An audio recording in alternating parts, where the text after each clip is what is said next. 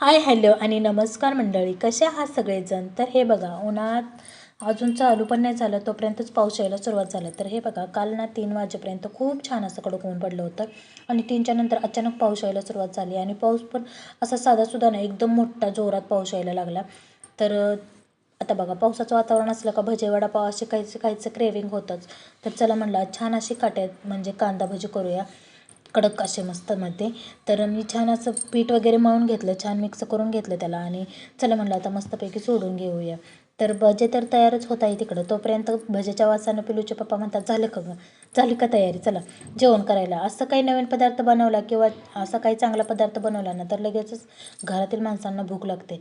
तर माझे भजे बनवून पापड तळायचे राहिले होते, स्वयंपाक झाला होता, चपाती आणि मटकीची भाजी झालेली होती, छान अशी सुकी मटकी केलेली होती आणि सीझनचा पहिला आंबा तर आम्ही पाडव्या दिवशीच खाल्लेला होता, म्हणजे त्या दिवशीचा मी रस केला होता पाडव्या दिवशी. तर आज पण आम्हाला रस करायचा होता, तर खायचा होता रस म्हणून थोडासा रस वगैरे केला आणि नंतर थोडेसे पापड हे तळून घेतले.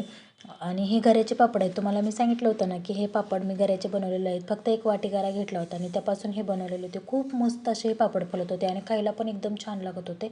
आणि त्याच्यानंतर पापड उडदाचे पण मी तळून घेतले, उडदाचे पण छान असे फुलत होते.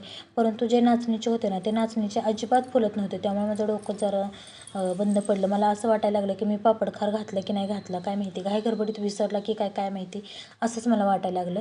आणि पापडच फुलत नव्हते नाचणीचे, माझं डोकं एकदम सुन्न झालं. आता माझ्या लक्षात आलं की मी पापड खार घातलाच नाही नाचणीच्या पापडामध्ये. त्याच्यानंतर असं काहीचं जेवण होतं संध्याकाळचं आणि बिग बॉस चालू झाला होता म्हणून पटापटा सगळं काय आवरलं आणि तिकडे जेवण करायला घेतलं. ज्यावेळेस बिग बॉस सुरू होतो ना तेव्हा आम्ही जेवण करायला घेतो आणि जेवण करत करत बिग बॉस बघतो. तुम्हाला आवडतो की नाही बिग बॉस नक्की सांगा आणि जाता जाता चॅनलला नक्की सबस्क्राईब करा.